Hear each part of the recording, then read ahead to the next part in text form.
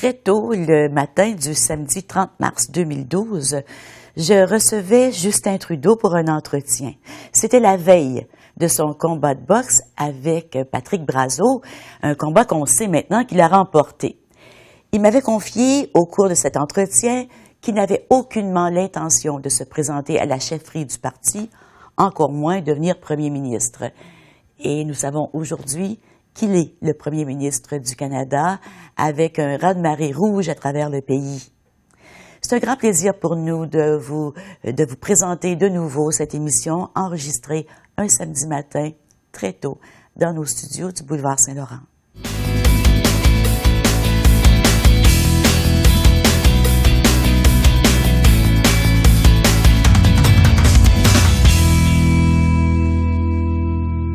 Bonjour, bienvenue à l'émission. Oui, c'est un très grand plaisir pour moi de recevoir Justin Trudeau et surtout que l'émission est enregistrée la veille du combat avec Patrick Brazeau, le combat de boxe pour un organisme à but non lucratif pour lever de fonds. Merci, Justin, d'être ici aujourd'hui. Ça me fait plaisir. C'est un grand plaisir.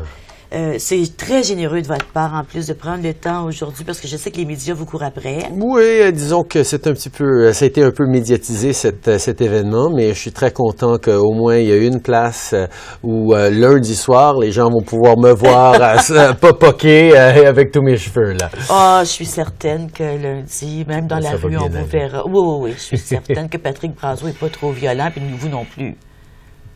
On verra bien. On verra. Moi, je voudrais pas me battre avec Patrick Brazeau. Je l'ai eu à l'émission, puis j'oserais pas aller proche. Mais de vous non plus. Mais, disons, on prend une petite pause. On parle pas du combat. On parle de vous. On parle de votre vision du Canada. On parle de vos valeurs. Et d'abord, parlons de ce que vous avez fait avant la politique. Premièrement, quand vous êtes né, c'était le 25 décembre 1971. Oui. C'était pour de nombreux Canadiens à travers le Canada, dont moi, une journée de grande réjouissance. Je ne sais pas si vous en rendez compte. Je m'en rendais pas compte à ce moment-là, mais aujourd'hui, il y a beaucoup de gens qui se souviennent du jour où je suis venu au monde. Les gens me parlent de ça. Souvent, ils disent « Oh mon Dieu, t'as déjà 30 ans, t'as déjà 35, t'as déjà 40 ans maintenant. Je me sens vieux, je me souviens de quand t'es né. » Donc oui, je pense qu'il y a beaucoup de gens qui l'ont remarqué. Oui, c'était une journée de réjouissance. Les gens aimaient tellement votre père et votre mère. Et aimez pas votre père et votre mère, je pense que tout le monde l'aimait, mais on va en parler tantôt de ça. Mais vous avez choisi dans la vie de suivre un peu ce qui se présentait devant vous. J'ai pas l'impression qu'il y avait un grand plan de carrière. Il y avait plus, on saisit les opportunités. On saisit les occasions de faire quelque chose. Oui, les occasions, mais pas juste de faire quelque chose, mais d'avoir un impact positif. Pour moi, j'ai été très, très conscient toute ma vie, et ça, j'en suis extrêmement reconnaissant à mes parents, parce qu'ils m'ont fait comprendre que, oui, si j'avais eu des chances d'aller à des bonnes écoles, avoir des parents extraordinaires qui m'aimaient, de pouvoir voyager un peu partout dans le monde, et justement, juste cette chance d'être Canadien, ça veut dire que je dois être à la hauteur des chances que j'ai reçues. Je dois en faire quelque chose pour avoir un impact. Ce que c'est dépendra de mes capacités, mais cette idée de vouloir contribuer, c'était pour moi la façon de me définir. Alors, quand j'ai fini l'école, je suis allé en enseignement. Je suis devenu prof de français, surtout français et mathématiques en Colombie-Britannique. Et pour moi, d'être avec les étudiants, c'était une façon vraiment, vraiment très tangible, très concrète de transformer un petit peu le monde pour le mieux avec le partage de mes connaissances, de mes perspectives et avec l'enseignement. Puis c'est vrai, on ne peut jamais faire plus qu'autour de nous. Mais si tout le monde change le monde autour de lui ou autour d'elle, ben, le monde va changer. Ben, tout à fait. Les gens se disent, pour changer le monde, il faut amener le paix dans le Moyen-Orient, il faut faire ceci, il faut arrêter la fonte des glaciers. Oui, il faut faire ça, oui. Mais la façon de le faire, c'est pas de s'attendre à ce que Obama ou un premier ministre ou un roi ou une reine ou un pape fasse ces changements-là. C'est les individus qui doivent se rendre compte de leur impact. Et pour moi, c'est ce que je dis régulièrement aux jeunes. Je dis, attendez pas d'être nos leaders de demain. Comprenez que vous pouvez être nos leaders aujourd'hui, avec l'impact que vous avez, à votre capacité d'effectuer des changements, peut-être des petits changements, mais des changements qui vont dans la bonne direction? Vous êtes critique de la jeunesse pour le Parti libéral, critique en matière de jeunesse, d'éducation postsecondaire et de sport amateur. Ouais. Quel message vous essayez? On sait que les jeunes un peu partout vous invitent, surtout que vous avez aussi été président de Katimavik, du secteur jeunesse de Katimavik.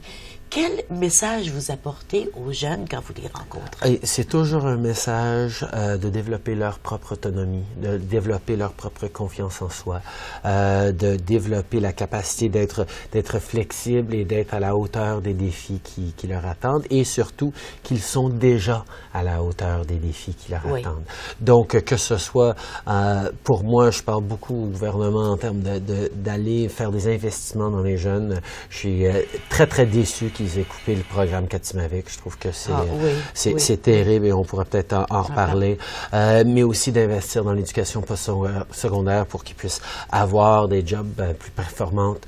D'investir dans le sport, parce que pour moi, le sport, c'est une façon d'acquérir de la confiance en soi, de développer ses propres capacités.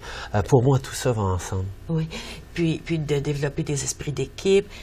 Moi, j'aime toujours parler des jeunes, non pas comme la relève, mais comme une réalité, une force aujourd'hui dans la communauté. Oui. Et c'est ce que j'entends dans votre discours. Oui, toujours. Tu sais, les gens se disent, quand on parle des leaders comme des leaders éventuels, tu sais, on met des conditions. Tu sais, si vous réussissez, si vous avez des bonnes notes, si vous devenez important, là, vous allez être élu. Non! Ce que les individus peuvent faire concrètement, et tous les individus, au 21e siècle, c'est ça qui compte. On risque, quand on dit aux jeunes de développer leur propre autonomie, on risque, comme société, de se retrouver avec des jeunes qui remettent tout en question et qui veulent être peut-être différents du modèle qu'on leur impose. Oui. Mais c'est bien. Ben oui, il le faut, surtout qu'on est rendu à un moment dans notre évolution, dans notre civilisation quasiment, où il faut se poser des vraies questions sur le statu quo. Tu sais, la façon qu'on a toujours considéré notre planète, c'est comme si c'était une ressource infinie, illimitée, qui allait toujours se ramener. Si on prenait quelque chose, on allait le trouver ailleurs. On est rendu sur une planète extrêmement petite. On a comptabilisé, on a trouvé toutes les ressources. On est en train de tirer sur chaque coin de la planète, on ne peut pas développer tout simplement pour le court terme et avec une vision étroite. Il faut être plus conscient. Et ça, on n'a pas l'habitude de ça. Même chose pour le changement dans le temps. Les gens se sont dit, OK, on va attendre que les crises arrivent avant de changer notre comportement. On ne peut plus se le permettre. Il faut prévoir ce qui vient et changer nos comportements à l'avance. Et ça, c'est très différent de ce qui nous a amené à ce moment de succès dans lequel on est maintenant. Et c'est justement en allant chercher des jeunes qui sont prêts à mettre au défi le statu quo et les attentes habituelles. Oui. Puis les jeunes sont prêts à faire les changements. Je trouve que les jeunes sont prêts à s'engager et à dire, moi, je fais des changements de comportement. Mais les adultes trouvent ça plus difficile. Ben, c'est justement pourquoi il faut plus impliquer les jeunes. On s'en va une pause. Au retour, je vais voir avec vous si on a eu un nouveau budget cette semaine, des nouvelles politiques, bien sûr, qui précèdent ou qui accompagnent le budget. Est-ce qu'on investit suffisamment dans les jeunes ici au Canada?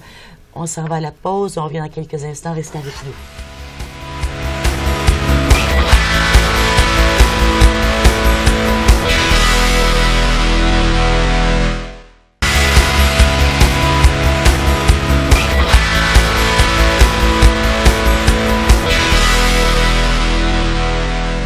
Avant d'être député libéral au gouvernement du Canada, bien sûr, pour la circonscription de Papineau, Justin Trudeau était enseignant. Il a été porte-parole pour des causes environnementales. Il a aussi été président du secteur jeunesse de Katimavik. Son engagement a toujours été vers les jeunes pour essayer de promouvoir auprès des jeunes un engagement et aussi auprès de la société, j'imagine, une reconnaissance de la jeunesse. C'est-à-dire, les jeunes veulent bien participer, mais il faut qu'on leur donne le flambeau à un moment donné. Tout à fait. Je pense qu'il y a beaucoup de jeunes qui ont la réputation d'être un petit peu déconnectés ou cyniques par rapport à la politique. Et pour moi, c'est vrai qu'ils le sont des fois, mais c'est pas parce qu'ils s'intéressent pas à ce qui se passe dans le monde. Au contraire, c'est parce qu'ils s'intéressent tellement, ils sont frustrés qu'on leur donne pas la capacité de se faire entendre, d'avoir l'impact qu'ils veulent avoir. Parce que nos jeunes sont plus informés, plus au courant de ce qui se passe dans le monde autour d'eux que n'importe quelle génération avant eux. Mais ils se sentent impuissants. Alors, pour moi, c'est de dire, OK, nos jeunes sont capables, donnons-leur la capacité de faire quelque chose, investissons dans eux. Et c'est pour ça que j'ai tellement aimé le programme Katimavik. Oui. J'ai été président du conseil d'administration pendant 5 ans. C'est un programme qui, oui, a été commencé dans les années 70 par le sénateur Jacques Hébert et mon père en tant que premier ministre. Mais je me suis joint au programme, au conseil d'administration dans les début des années 2000. Oui. Et ma première question, c'était, est-ce que c'est encore pertinent, ce programme-là, qui dure depuis 25 ans? Et j'ai découvert qu'il est plus pertinent que jamais. Ce que le programme Katimavik fait, c'est que ça prend des jeunes de chaque coin du pays, les met en groupe de 10 qui eux-mêmes reflètent la diversité du pays. 1 ou 2 jeunes du Québec, quelqu'un de la Colombie-Britannique, des jeunes d'Ontario, de l'Est, des Prairies, du Grand Nord. Ils vivent ensemble dans des communautés un peu partout au pays où ils développent leur connaissance en langue seconde, ils développent leur compréhension des différences culturelles, leur savoir-vivre, leur vivre en santé. Tout ça est travaillé en même temps qu'ils font 30-35 heures par semaine de bénévolat dans des organismes communautaires. Alors, il y a un apprentissage pour les jeunes. Il y a beaucoup d'aide aux communautaires, souvent des petites communautés qui voient arriver ces jeunes dynamiques de partout au pays, qui découvrent les régions, qui ont un impact. C'est un programme qui transforme les jeunes qui passent par ce programme-là. Mais il y a un grand défaut, et un défaut qui fut mortel dans ce cas-ci, c'est que c'est un programme qui a été créé par des libéraux. Parce que c'est la seule raison pourquoi ils ont choisi de couper ce programme. Mais est-ce que ça veut dire que le programme Katimavik n'existe plus du tout? Katimavik n'existe plus. Plus du tout? Plus du tout. Voyez-vous, j'en étais pas consciente. Je savais que le financement du fédéral avait été coupé. C'est un programme de service national. Donc, oui, ils allaient chercher de l'appui du secteur privé, mais le programme fonctionne à 99% de fonds du gouvernement. Il faut un financement de base. Il faut un financement de base. Il faut le financement pour faire fonctionner le programme. Par la suite, ils ont eu des partenariats avec la Colombie-Britannique pour un petit programme provincial. Même chose avec le Québec. Donc, oui, ils s'élargissent dans leur modèle, mais c'est basé sur le financement stable qui quand j'étais président, c'était 20 millions par année. Là, depuis 2-3 ans, les gouvernements l'ont réduit à 15 millions. Et là, ils coupent complètement le 15 millions. Ils disent non. On préfère aider plus de jeunes, c'est-à-dire d'envoyer des jeunes dans des programmes d'échange à Toronto pour une fin de semaine ou à Québec pour une semaine.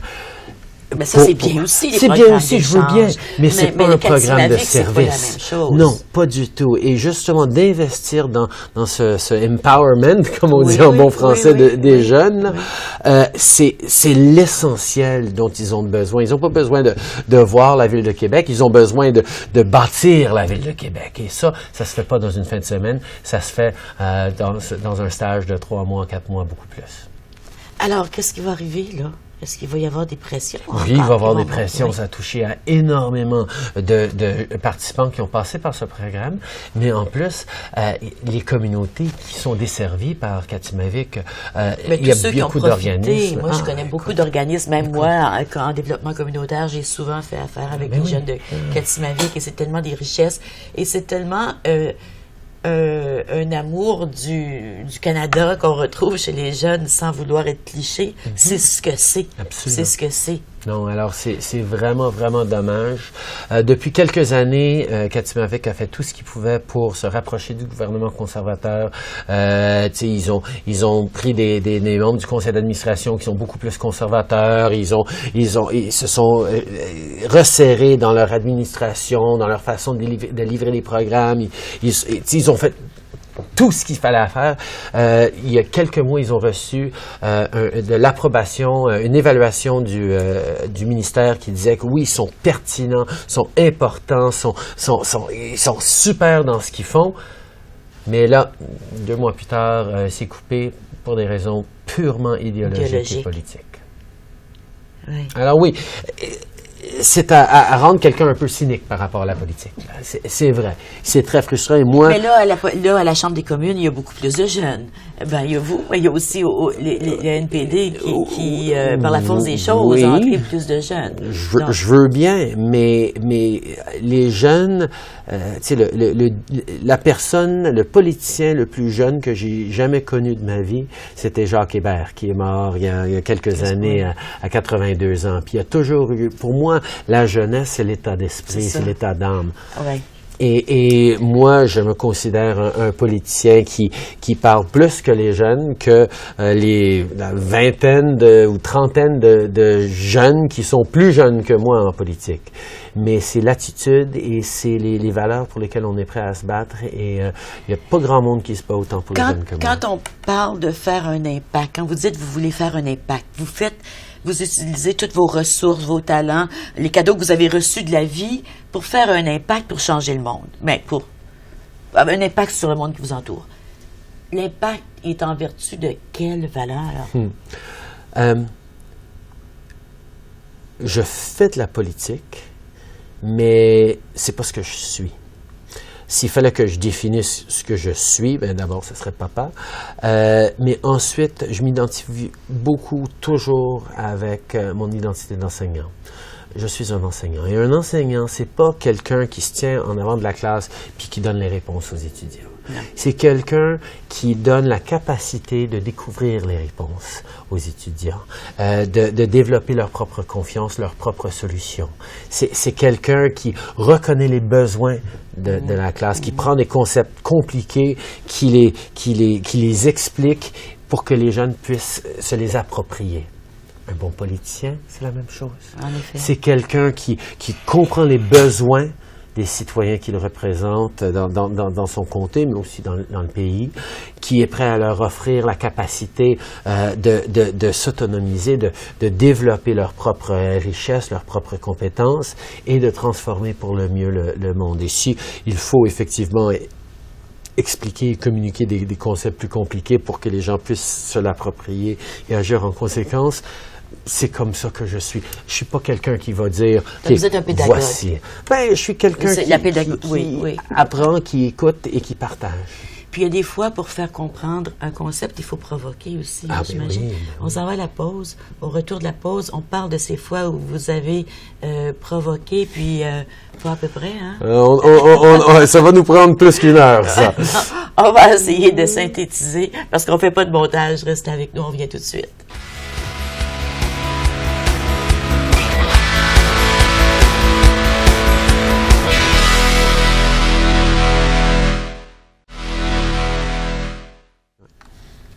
Je suis en compagnie de Justin Trudeau et puis on continue les entretiens pendant les pauses. On va reprendre un peu ce qu'on disait avant la pause. Je disais que des fois, pour faire comprendre un concept aux gens, comme vous voulez le faire comprendre, pour avoir un impact, il faut provoquer. Dernièrement, vous avez provoqué en décembre quand vous avez dit au ministre, c'est quoi, Peter Kent? Kent, le ministre de l'Environnement, qui était, bon, on ne dira pas quoi, full of, parce qu'il y avait, on s'était entendu sur Kyoto, puis là, tout à coup, on n'était plus à Kyoto, puis à la suite de la conférence sur l'environnement. En février, vous êtes levé en chambre et vous avez dit, on a un Canada qui devient mesquin, qui devient petit d'esprit, qui devient fermé, qui est anti-intellectuel, qui commence à prôner la division et à s'ingérer dans les vies privées des gens. Excusez-moi, mais je ne reconnais pas ce pays. Qu'est-ce que vous reprochez au gouvernement Harper? La chose que je reproche le plus, c'est cette attitude d'être ou bien avec le gouvernement ou bien anti-canadien. Cette idée que quelqu'un qui... C'est un gouvernement qui gouverne pour ceux qui l'ont élu. C'est pas un gouvernement qui gouverne pour tous les Canadiens. Et à cause de ça, les gens qui ne sont pas d'accord avec la direction ou les valeurs même de ce gouvernement se sentent de moins en moins légitimes dans ce pays. Et pour moi, ça va complètement à l'encontre de ce qui est fort du Canada. On est un pays qui est fort non en dépit de nos différences, mais à cause de ces différences. Et quand on essaye de jouer le jeu, de diviser pour des gains politiques, on se retrouve dans une situation comme on l'est maintenant, où les gens votent contre des partis politiques plutôt que de voter pour le Canada qu'ils veulent bâtir. Et ce cynisme, cette polarisation n'est pas bon pour nous du tout. Quand vous avez dit qu'on a un Canada qui devient mesquin, est-ce qu'il y a une politique en particulier à laquelle vous pouvez penser qui reflète le premier qui vient en tête, c'est C10, sur les projets de loi et d'ordre. Depuis des années maintenant, le taux de violence est à la baisse, le taux de criminalité est à la baisse au Canada. Mais ce gouvernement qui se fait élire en faisant peur aux gens, surtout aux aînés, en leur faisant peur des jeunes, justement, des jeunes contrevenants, est en train de dire, écoutez, on va punir plus les méchants, en imposant des peines minimales. Le problème avec ça, c'est que d'abord, on est en train de dire qu'on ne fait pas confiance à notre système judiciaire, on ne fait pas confiance à nos juges qui imposent, qui font des peines trop légères.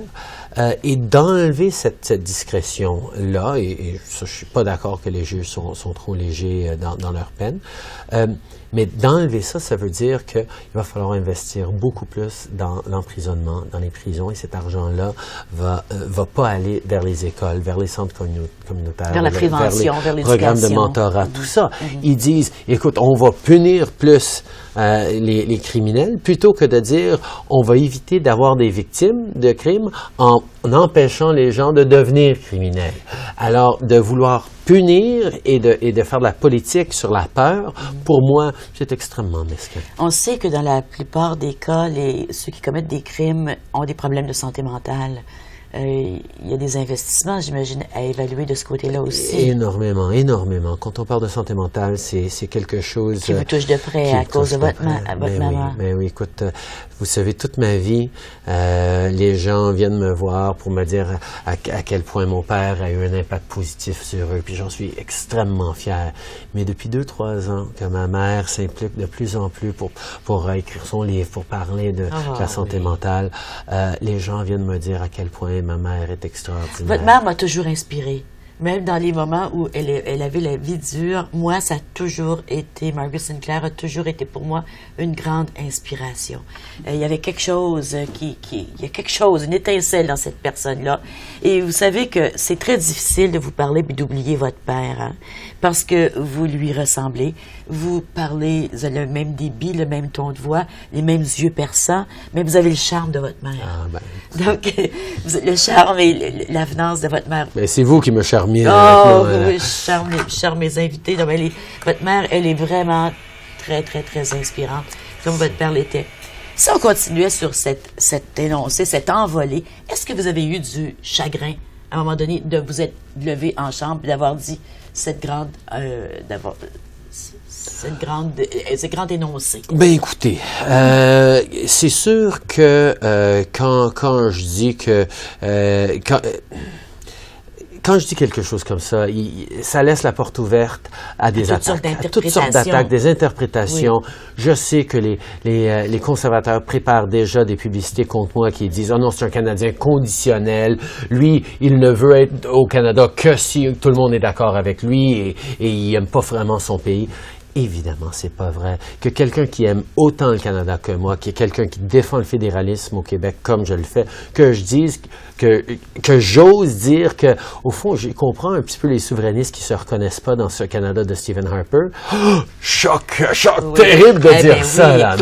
Les articles, c'était Justin Trudeau damages father's legacy and threatens Canada. Tout ça, mon Dieu, les Separatist comments reveal the real Justin Trudeau. Justin Trudeau is a closet separatist. Ah, c'est ça. Donc, vous étiez un séparatiste. Vous avez attendu tout ce temps-là pour sortir. Moi, puis j'ai manqué mon coup. J'aurais dû attendre d'être premier ministre, puis ensuite me révéler comme ça. En tout cas, là, tu sais, sont vraiment nuls. Mais ce qui est important pour moi, c'est que les gens me comprennent.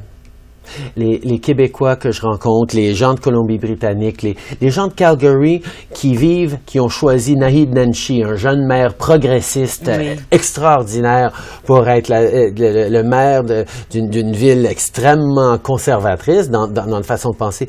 Il y a des gens qui se reconnaissent plus dans ce pays et que j'ai oser dire quelque chose comme ça qui heurte assez, ça a causé les gens de se réveiller, de dire, ben oui, je le comprends. Puis non, c'est pas vrai qu'il aime pas son pays, mais mon Dieu, ça brasse que quelqu'un comme ça qui aime tant son pays. C'est qu'on aime le pays. Le pays, c'est quelque chose, mais ce que vous voyez dans le moment, c'est pas le pays que vous. C'est-à-dire le pays, la raison pour laquelle je l'aime, c'est parce que c'est un énoncé de valeurs de gens qui habitent ensemble, qui croient à de belles choses ensemble. C'est ça le pays. Et c'est une idée plus qu'une géographie, parce que c'est des gens qui y vivent, des gens qui travaillent fort, qui sont passionnés. C'est ça le pays. Et quand je vois le pays être emporté dans la mauvaise direction, ça m'inquiète énormément, pas juste pour moi, mais pour mes enfants. Il y a un sondage assez intéressant qui était sur le site d'anciennement APEC, The Alliance for the Preservation of English in Canada, qui s'appelle maintenant un autre nom et qui poursuit à Cornwall, dans l'Est ontarien, pour l'affichage bilingue. On demande aux gens s'ils sont d'accord ou non avec le bilinguisme, si on devrait retirer le bilinguisme. Puis les statistiques hier, c'était comme au-dessus de 5000 qui veulent conserver le bilinguisme, puis il y en avait comme peut-être 7 ou 800 qui voulaient l'éliminer. Alors, on voit que les Canadiens aiment cette diversité que nous sommes. Oui. Mais vous avez dit aussi que le Québec avait quelque chose à apporter au Canada, plus que la langue. Oui. On s'en va à la pause. Je voudrais savoir ce que c'est. Bien sûr. On revient tout de suite. Restez avec nous.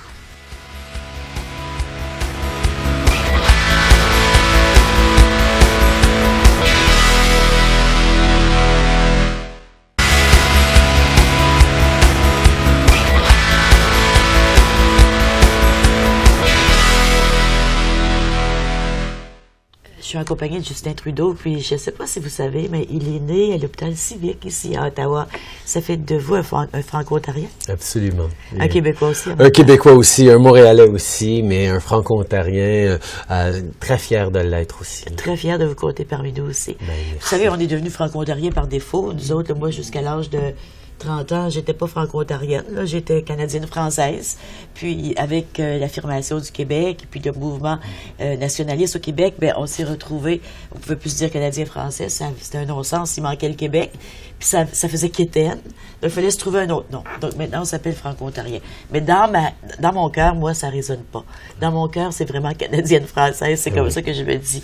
Mais si on regarde le Québec, vous avez dit que le Québec avait plus à apporter que rien que la langue, quelque chose d'autre. Ben, je trouve que depuis peut-être 30 ans, on est pris dans une dynamique où, à cause du mouvement souverainiste, la politique du fédéral envers le Québec est pris dans un jeu où les souverainistes disent, ou bien le gouvernement provincial, que ce soit souverainiste ou fédéraliste, dit écoute, le Québec a besoin de plus de puissance, de plus de pouvoir, donc donnez-nous ça. Et le Canada ou l'Ottawa dit OK, on va vous donner ceci. Et ensuite, le Québec dit OK, très bien, alors on en prend plus. Et il y a une montée un petit peu aux enchères à ce niveau-là, que les souverainistes disent non, on n'a pas assez de ça, on n'est pas respecté parce qu'on n'a pas reçu ce contrôle ou ce pouvoir-ci. Et Ottawa dit bien sûr, on vous le donne. Et on se définit comme un pays qui valorise le Québec à cause de ce qu'on est prêt à offrir au Québec. Et pour moi, la façon de valoriser quelqu'un, c'est pas de lui donner de l'argent, de lui donner des cadeaux constamment, de le flatter, de dire oui, je t'aime bien, c'est de l'impliquer dans tes projets, de dire j'ai besoin de toi pour réussir, j'ai besoin de tes avis, j'ai besoin de ta participation, j'ai besoin, je te demande des choses au lieu de juste t'en donner. C'est comme ça qu'on démontre de la vraie valorisation. Alors pour moi, c'est de commencer à se rendre compte que si on a un Canada qui s'en va un peu trop vers la droite, si on a un Canada qui prend des décisions qui vont à l'encontre de nos jeunes, qui vont à l'encontre de nos aînés, qui vont à l'encontre de l'idée de prévention et de bâtir à l'avance ce qu'on est de bien, c'est parce que depuis trop longtemps, le Québec s'est positionné dans l'opposition avec le Bloc québécois, avec un vote de protestation qui dit, écoutez, faites ce que vous voulez, mais nous, on ne participera pas autour de la table de gouvernance au cabinet. Et il n'y a eu que très peu de Québécois en nombre dans les derniers gouvernements. Et à cause de ça, j'ai été très, très content que les Québécois, enfin, ont décidé de choisir un parti national. Déçu que ça a été le NPD et pas le Parti libéral, mais déjà de dire, écoutez, on veut quelque chose d'autre, mais on veut redevenir légitime et pertinent dans les conversations à Ottawa, et pour moi, c'est très positif. Je trouve ça intéressant ce que vous dites. Moi, j'ai eu des échanges aussi avec des Québécois, puis je leur disais, vous ne comprenez pas de l'extérieur du Québec ce que ça représente, ce que vous venez de faire. Vous nous avez dit, nous autres, on croit dans un pays plus centriste, on croit dans des politiques plus sociales, on croit dans le bien commun, c'est ça que vous nous avez dit, là, mais vous êtes plus que rien que la langue française. Ben oui, on ne peut pas y être une langue. Non, c'est sûr. Ben, écoute, la langue devient un raccourci pour exprimer toute cette fierté identitaire, culturelle, que la langue est durée dans un océan d'anglais en Amérique du Nord, c'est qu'il y avait quelque chose de plus que tout simplement la langue. Absolument. Et on parle de l'identité culturelle. Moi, quand je voyage un peu partout au Canada et quand je suis en dehors du Québec et je pose à des jeunes Canadiens, nommez-moi 5 stars de la télé canadienne, ils peuvent pas. Rick Mercer, puis ensuite ils tombent dans le Mike Myers, puis Jim Carrey, puis Céline Dion. Là. Je dis non, des stars de la télé canadienne. Je pose la même question à des jeunes Québécois et aucun problème, ils nomment les gens de Love Story, ils me parlent de tout le monde. Non, on a notre production culturelle dont on est extrêmement fiers et ça devient des éléments identitaires qu'on n'a pas assez au Canada. Dans le reste du Canada. Donc, on a beaucoup à apprendre du Québec et le Québec doit se rendre compte. Mais le Québec a créé le Canada. Le mot canadien, c'était un mot qui voulait dire ce qui est maintenant québécois à l'origine. Donc, pour moi, c'est une question de réapproprier cette identité qui est la mienne d'être canadien. Quand j'étais petite, moi, ma grand-mère, quand elle disait c'est un Canadien, ça voulait dire c'est un francophone. Il y avait les Anglais puis les Canadiens. Puis les Canadiens, c'était ceux des Canadiens français. Oui, c'est notre pays. Pourquoi abandonner les Rocheuses? Pourquoi abandonner toutes les belles parties de ce pays qui nous appartiennent aussi? Quand vous avez fait votre énoncé, c'était suite, je pense, quand vous avez dit on a un Canada qui devient mesquin, c'était suite à quel événement en Chambre? Oh, c'était C10, c'était le projet de loi sur la loi et l'ordre. Mais la sécurité des communautés. On continue de le vivre. Oui. Vous avez dit la réalité, c'est qu'il va falloir se réveiller pour se battre contre M. Harper. Et ça, c'était en février. Et la semaine dernière, en mars, à Vancouver, ou à Victoria plutôt, devant des étudiants, vous avez dit, à l'aube des élections de 2015, si aucun parti n'a suffisamment de l'ordre dans ses affaires pour s'illustrer en tant qu'option de rechange crédible, il y aura alors beaucoup de pression sur nous pour examiner cette idée. Cette idée étant une fusion avec le Parti néo-démocrate. C'est le problème avec les journalistes. Cette idée, c'était avoir plus de coopération et plus de travail ensemble. Je trouve qu'une fusion avec les néo-démocrates pourrait pas fonctionner pour le Parti libéral. Nous sommes des partis beaucoup trop différents. En effet. Mais quand on parle, mais la droite s'est fusionnée. Non, la droite s'est refusionnée. Dans les années 80, on a eu la création de la base réformiste, mais 20 ans plus tard, ils se sont revenus ensemble. Les racines, l'idéologie de base du NPD est très différente des principes de valeurs non idéologiques, un petit peu du Parti libéral. Alors, de se joindre comme parti, moi, c'est pas une option Donc, le mot fusion, intéressante. c'est un choix de Joël Denis Bellavance. Ben non, c'est un choix de Sun News, de Québécois qui a. Oui, parce qu'il faut dire aussi à la défense des journalistes, parce que moi, je viens d'une famille de journalistes, les titres ne sont jamais choisis par les journalistes. Et c'est vrai que dans le texte, on ne parle pas de fusion. Et c'est sûr que le titre, c'est sûr, attire beaucoup d'attention. Hein, mais c'est sûr que la réalité, c'est que il y a 60% des Canadiens qui aiment vraiment pas M. Harper. Et qui n'ont pas voté pour M. Harper. Alors, puisqu'ils sont divisés dans des petits blocs verts, blocs NPD et Parti libéral, M. Harper, avec son groupe extrêmement passionné de 40%, il a réussi à se faire réélire. Pour moi... Mais il y a d'autres personnes comme vous qui disent, comme Jean Chrétien a soulevé l'idée aussi de... Il y a aussi... qui d'autre l'a soulevé cette idée? Ed Broadbent en avait parlé un petit peu. Pour moi, eux, ils parlaient un peu plus de fusion qui pour moi, ne fonctionne pas. Mais le Parti libéral a toujours été très clair. Nous sommes prêts à travailler avec n'importe qui veut le bien commun, qui veut le bien de ce pays. Et moi, de leur donner de l'attention à ce niveau-là, de travailler ensemble, aucun problème.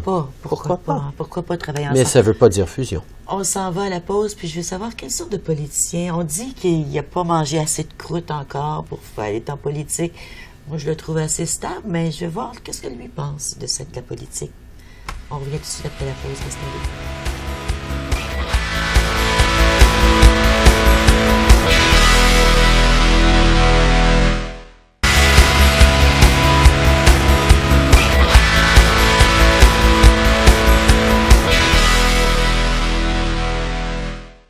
Justin Trudeau est politicien, bien sûr, mais dans le fond du cœur, il est pédagogue.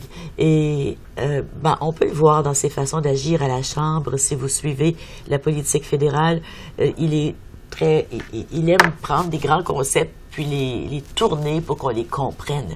Il aime aussi crier, sortir le drapeau des fois, puis dire attention, attention. Il le faut. Comme politicien, quand vous avez décidé de vous lancer en politique, c'était en 2006? 2006, oui. C'est venu comment, là?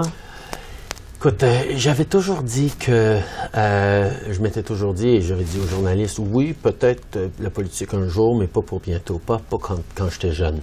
Et je me considère encore jeune. Alors pour moi, j'avais tellement un nom de famille lourd à porter, surtout en politique, que je voulais pas... me faire utiliser en politique. Je voulais pas être symbole pour les autres. Je voulais vraiment être en contrôle de mon propre identité politique. Et pour moi, ça allait exiger que je vieillisse un peu, que j'acquérisse plus de cheveux blancs, que j'ai... non, j'en ai dans ma barbe. C'est pour ça que je me laisse plus pousser la barbe. Que j'ai écrit un livre, que j'ai fondé un organisme, que j'ai géré une compagnie. Tu sais, quelque chose pour prouver que j'avais quelque chose à amener en politique.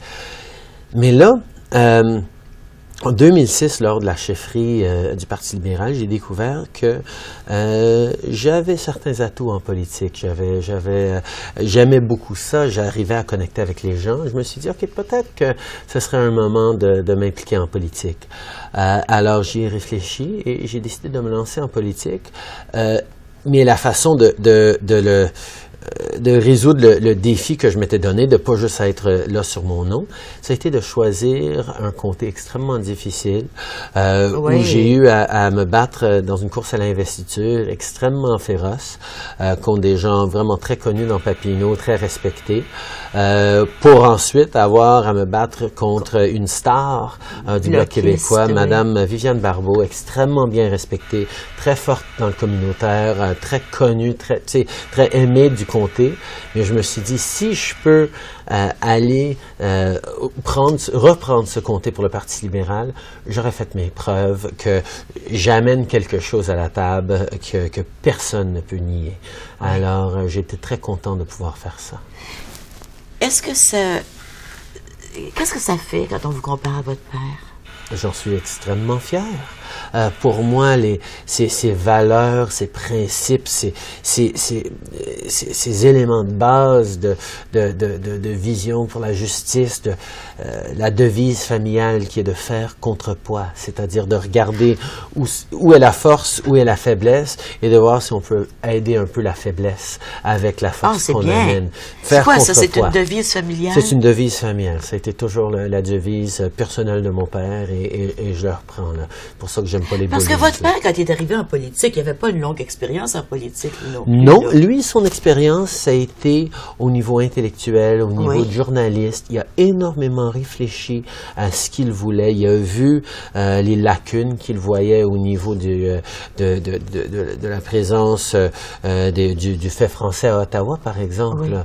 Lui, tout le pouvoir au Québec était à Québec. Et dans la gang de Pearson, il n'y avait pas énormément de Canadiens français extrêmement forts. Il y en avait, mais c'était pas des gens avec beaucoup de poids. Il a dit, non, il faut qu'on aille à Ottawa parce que les Trois Colombes, lui, Pelletier puis Marchand, on leur avait proposé aussi de s'investir plus à Québec. Ils ont dit, non, on a besoin de faire contrepoids à Ottawa. Alors, c'est ça qui l'a amené à Ottawa pour aider à transformer ce pays, d'abord avec le bilinguisme et le multiculturalisme, et ensuite, il a eu sa chance d'amener la charte aussi. Comment? Oui, c'est vrai, hein? C'est beaucoup, hein? Ah oui, c'est beaucoup. On parle souvent que les gens apprécient ce que votre père a fait ou ne l'apprécient pas, parce qu'il y en a qui le remettent en question. On parle souvent du Canada avant Trudeau et le Canada après Trudeau. Et quand on regarde, en effet, ce qu'il a accompli, c'est vrai que ça a été un changement marquant. Mais il avait peur de rien, hein? Ben écoutez, il savait, comme il l'a certainement passé à ses fils, à ses enfants, que la vie, elle est là pour être vécue. Là. On peut pas hésiter. Les beaux risques là de foncer, c'est ça qu'il faut faire. La réalité, et j'ai appris ça très tôt, c'est qu'on apprend plus de nos défaites que de nos victoires. Alors, il faut pas avoir peur d'essayer quelque chose qui fonctionne pas. Parce que quand on a une victoire, quand on réussit, qu'est-ce qu'on dit? On dit, ah oui, j'ai réussi, je suis bon, je suis le meilleur, c'est pour ça que j'ai réussi.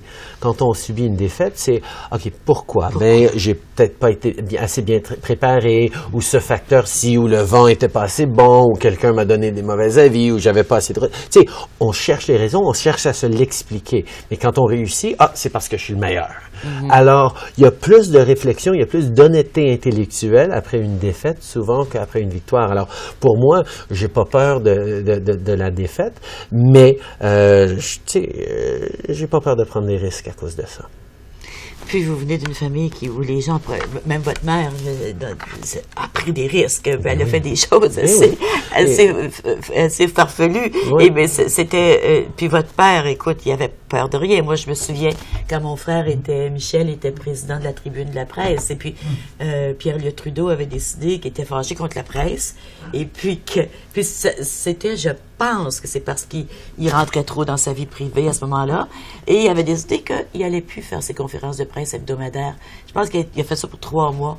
Puis il n'avait pas peur de ce que les gens disaient.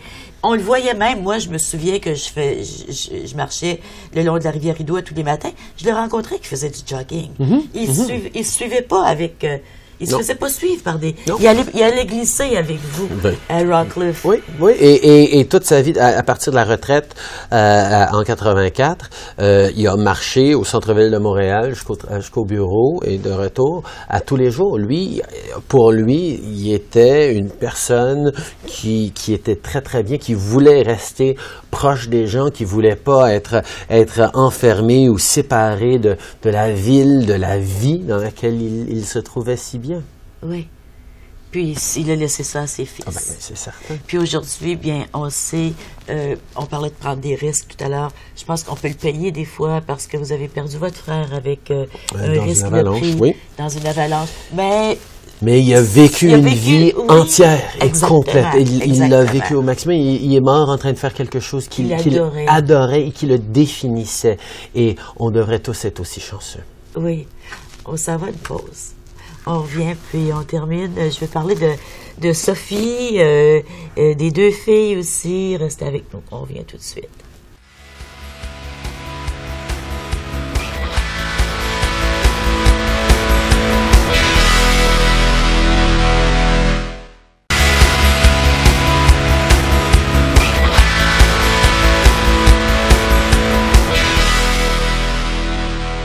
Pour nous joindre, vous pouvez nous téléphoner, bien sûr, au 613-247-4616. Allez sur le site web de TV Rogers, tvrogers.com, sous l'onglet des émissions. Sous Ginette Gratton reçoit de l'information sur toutes nos émissions. Il y a aussi des façons de commander des copies, des commentaires que vous pouvez laisser pour nos invités ou des suggestions d'émissions également. Et bien sûr, il y a Facebook et il y a Twitter. Donc, vous pouvez nous suivre. Et le site de Justin Trudeau, vous pouvez aller visiter. Vous allez trouver plein d'informations sur son travail à la Chambre des communes, sur les discours qu'il donne, sur les interventions qu'il fait. Alors, voici la première page du site, c'est justin.ca. Alors, facile à trouver. Et, vous aviez les cheveux courts, là. Ouais. Ça allonge. Court, ça allonge. C'est ça, ça allonge des cheveux, hein. Pas grave. Même si demain on les fait couper. Je pense pas. Je pense pas. Ça va.